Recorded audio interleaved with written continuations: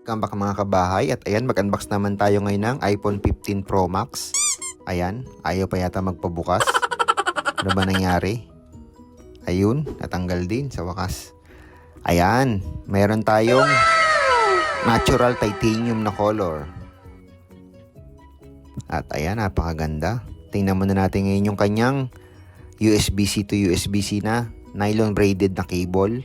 At ito naman, ayan, ejector pin, sticker, tsaka kaunting documents. Ayun. So ayan, buksan na natin. Ayan, napakaganda. Meron action button, napakalaking camera at USB-C port.